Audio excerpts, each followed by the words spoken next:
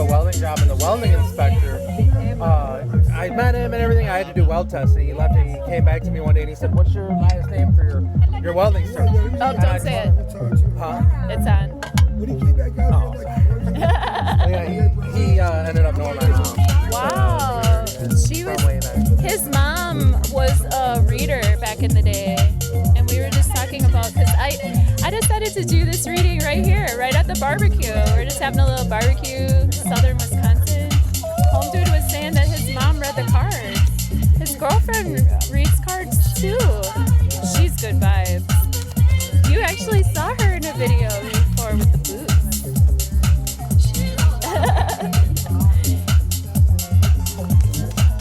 Oh yeah, and we had a card pop out earlier. Celebrate the moment. Like seriously, you cannot make this up. I was just grabbing this deck to show people like what the deck was, and this is the card that we got. Boom, instant joy. Your life is already party worthy. Embrace the shine of this moment. It's just like lovely, right? So we're gonna pull our Quick Hits Tarot for Monday, the 25th of May, 2026. You know Mars and Pluto are squaring off today. We'll talk about the astrology at the end of this video, so stay tuned. At the end of this, oh, here we go. Oh, we got 5 of Pentacles. All right, so let's not have that lack. Let's not have that sort of scarcity mindset. We got to be sure that whatever resources we have, we're making the most of it.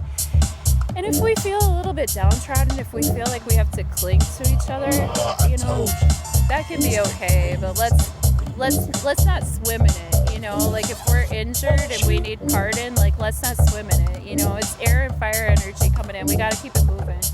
So if we feel bad or if we feel like we have a lack of resources, just keep it moving. So that's gonna flavor our reading for today, and then we will do our 3-card Quick Hit Tarot. That was the Dumpster Fire Oracle, of course. And as you can tell, like I'm comfortable in any setting. You know what I mean? As long as the vibe is good and the vibe is real and people are honest, I don't mind if there's like a little bit of something going on. That does not deter my energy. In fact, let's see what we get. I mean, we got a 5 of Pentacles. We'll see what happens. Thank you for fine-tuning your free will and intuition with me. In your past, even though he styled out, something's just present tense, near future, and I'll pray, and then we can read these cards. I'll be no control. And you stay. Ain't much that you can't do. I told you. Alright, thanks for fine-tuning your free will I'll be and no intuition. control. Actually, let me think. And you I stay. said this was near past, but it's going to look like near future, I Ain't think. much that you can't do. This would be near past, present tense, near future. Alright. Well, it looks like in the near past, our wishes were coming true. We were in good vibes, and because we were in good vibes, more good vibes were coming. This is blowing out the candles on a birthday cake and getting our wish. This is us, like, feeling pretty good about ourselves, feeling in our feels, but pretty good about how we're feeling and pretty good about what we're attracting. With the star reverse, there might have been some dreams that we were thinking about. There might have been some, I gotta cover up her titties. You know, YouTube can't stand it. The star card is a card of keeping our wishes true, but inverted, I'd say that the star card means that like maybe we've lost a little faith recently and we really need to like hang on to our dreams, hang on to our faith, and remember what we came here for. Remember what our North Star is. Remember where the light is shining. And temperance in the near future is a little bit more chill. Temperance is an energy of being peaceful between two worlds. Temperance is also chilling out. So we're in a Virgo moon now. Maybe by the time that we get to the Sagittarius full moon coming up, a lot of this energy is going to have to chill down. And the temperance card might mean that we're being a little bit more sober, Ceres is making a lot of aspects, and we might be thinking a lot about our health, about eating like more vegetables than meat, about drinking less and breathing more, stuff like that.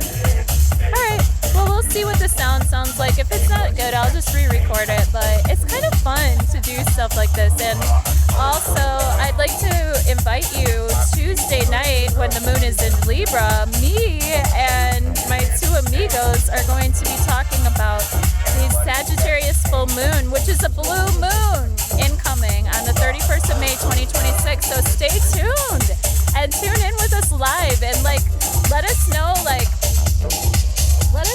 what the vibe is at your house. What's the barbecue like? Like, do you like to listen to music while you have a barbecue? I've got some I've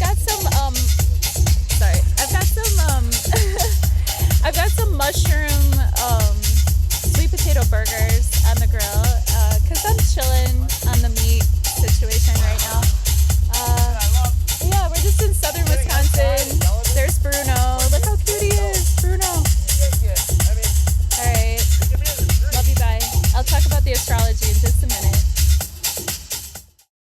Okay, so the big news of the day today is the Mars at 4 degrees, 55 minutes, right around 5 degrees of Taurus, squaring Pluto at around 5 degrees of Aquarius. So Mars is us, ourself, our individuality, our sovereign, youthful teenage spirit that acts and asserts itself. It's not like anti-group, but it's pro-self. Whereas Aquarius energy, where Pluto resides, Pluto is depth of power. Pluto can bring up our fears. Pluto can bring up our deep traumas. Pluto can bring up our insecurities. Mars is an aggravator. Mars cuts things. Mars is in Taurus, where the Earth resides. Pluto is in Aquarius, bringing power to the people. When there is sort of like this stubborn... Hold on, my phone was ringing. Mars in Taurus can be aggressive in a very fixed and stubborn way. So this can bring up power struggles, actually, between tradition, earthy tendencies, people who are stuck, people who are unwilling to change, and those who are at the forefront of technology, those who are wanting to empower the group or set a precedence for the group rather than honoring the individual. And Mars may be inflamed by that, you know? Like I said in a few videos ago, we might want to watch for stampede energy. I was actually watching a farmer podcast a couple of days ago, and they were talking about cattle getting wrangled up and stolen.